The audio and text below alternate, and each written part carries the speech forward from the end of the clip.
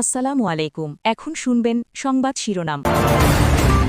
নবায়নযোগ্য জ্বালানিতে 10,000 megawatt বিদ্যুৎ উৎপাদনের সিদ্ধান্ত মন্ত্রিসভায়। ডিসেম্বরে জাতীয় গ্রিডে যুক্ত হবে রূপপুর পারমাণবিক কেন্দ্রের বিদ্যুৎ। খালেদা জিয়ার মরণোত্তর স্বাধীনতা পদক নিলেন নাতনি জায়মা রহমান। দলীয় স্বার্থে জাতীয় নেতাদের অবদান ভুলে গেলে চলবে না, মন্তব্য প্রধানমন্ত্রীর। ফার্মে প্রাণহানি 200 ছাড়ালো। শিশু সন্তান নিয়ে হাসপাতালে উদ্বিগ্ন অভিভাবক। টিকা ছাড়া জনসমাগমে না নেওয়ার পরামর্শ।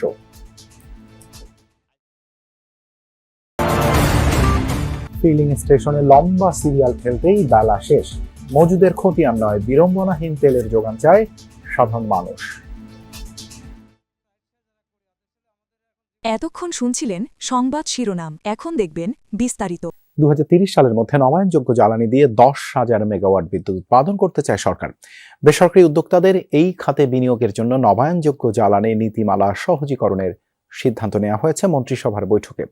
এদিকে 7 নভেম্বর আবারও জাতীয় বিপ্লব ও সংহতি দিবস হিসেবে পালনের সিদ্ধান্ত নেওয়া হয়েছে আজকের বৈঠকে। এপ্রিল থেকে জুন বছরের এই সময়ে বিদ্যুতের চাহিদা থাকে সর্বোচ্চ। এর মধ্যেই ইরান যুদ্ধ, জ্বালানি সহ নানা কারণে সংকটের মুখে উৎপাদন বাধ্য হয়ে সংকোচন নীতিতে সরকার। এমন পরিস্থিতিতে বৃহস্পতিবার সন্ধ্যায় প্রধানমন্ত্রী তারেক রহমানের সভাপতিত্বে অনুষ্ঠিত হয় মন্ত্রিসভার বৈঠক। সিদ্ধান্ত হয় নবায়নযোগ্য জ্বালানি সোলার প্যানেল ব্যবহার করে 2030 সালের মধ্যে 10,000 মেগাওয়াট বিদ্যুৎ উৎপাদনের। বেসরকারি উদ্যোক্তারা এতে বিনিয়োগ করবেন, সহযোগিতা করবে সরকার। এক্সিস্টিং যে নীতিমালাগুলো আছে এগুলো দেখা হয়েছে, দেখে এটাকে ফাংশনাল করার জন্য, যাতে সহজে মানুষে ইনভেস্ট করে টাকাটা ব্যবসা করে তুলে নিতে পারে এবং আমাদের জ্বালানি বিশেষ করে ওই কি বলে সোলারের জেনারেলি জ্বালানি অন্তত 10,000 মেগাওয়াটে নেওয়া যায় আগামী 2030 সালের মধ্যে, মানে আর 4 বছরের ভিতরে। মন্ত্রিপরিষদ সচিব জানান, বর্তমান জ্বালানি সংকট মোকাবেলায় কাজ করছে সরকার। জ্বালানি সরবরাহ স্বাভাবিক রাখার চেষ্টা চলছে।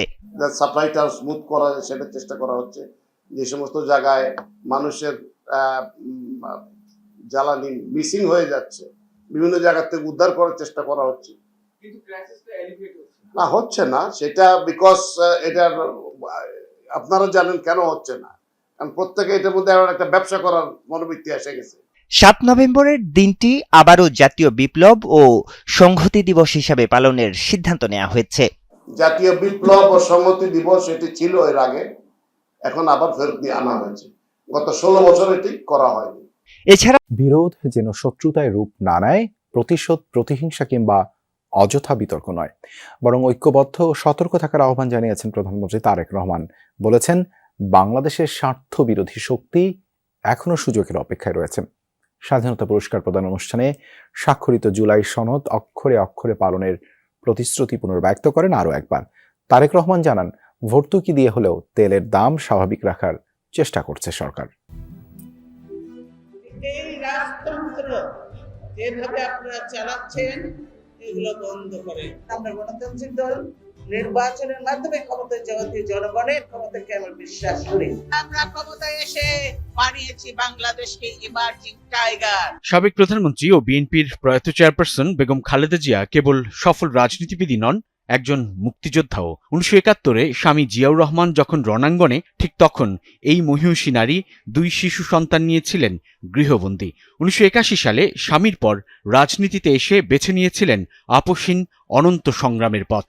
3বার হয়েছেন বাংলাদেশের প্রধানমন্ত্রী। দেশের উন্নয়ন সমৃদ্ধির পথে সুযোগ করেছেন নারীর পথ চলা।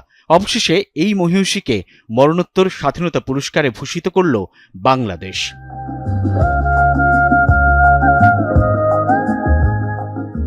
ওসমানী স্মৃতি মিলনায়তনে রাষ্ট্রীয় আয়োজনে প্রধান অতিথি তাঁরই সন্তান প্রধানমন্ত্রী তারেক রহমান। তাঁর হাত থেকেই দাদির পুরস্কারটি গ্রহণ করেন নাতনি জায়মা রহমান।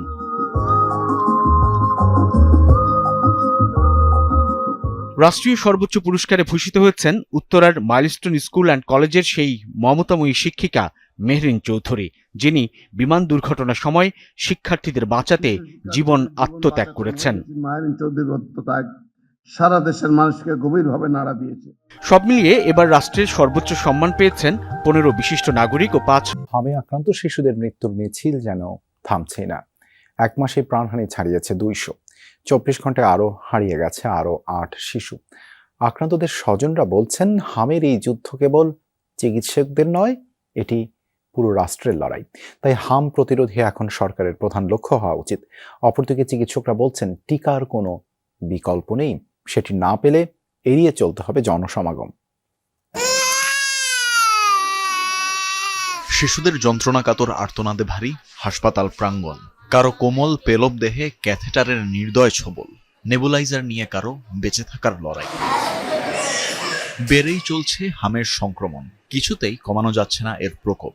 শিশুদের জ্বর, পেট খারাপ, গায়ে র্যাশ ওঠা এমন লক্ষণ থাকলেই আনা হচ্ছে হাসপাতালে। হামুরছে পরে পোলার হাগা আর হইলে যে বমি বেশিরভাগই। জ্বর, ঠান্ডা, কাশি, পেটের সমস্যা ছিল। এখন আইসি গত কালকে আসছি। ডাক্তার সাজেস্ট করছে আমাদেরকে ডায়রিয়া হাসপাতালে নিয়ে যেতে। আমরা ওইখানে নিয়ে গেছিলাম।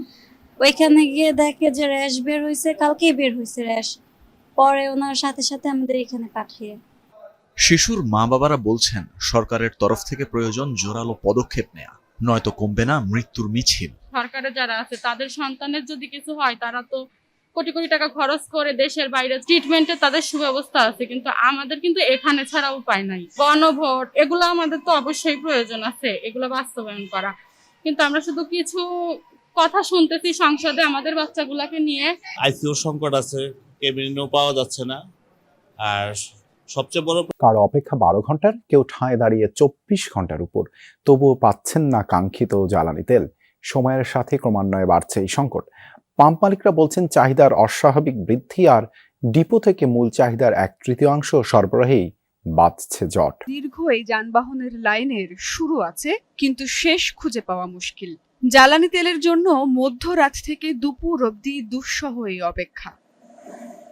এই যেমন মিরপুরের শাহ আলম। কল্যাণপুরের এই পাম্পে বুধবার দুপুর 12টায় সিরিয়াল দেন তিনি। সন্ধ্যা নাগাদ পৌঁছান নজেলের সামনে, ততক্ষণে শেষ মজুদ তেল। তারপর থেকে 24 ঘন্টারও বেশি সময় ধরে তিনি অপেক্ষায়।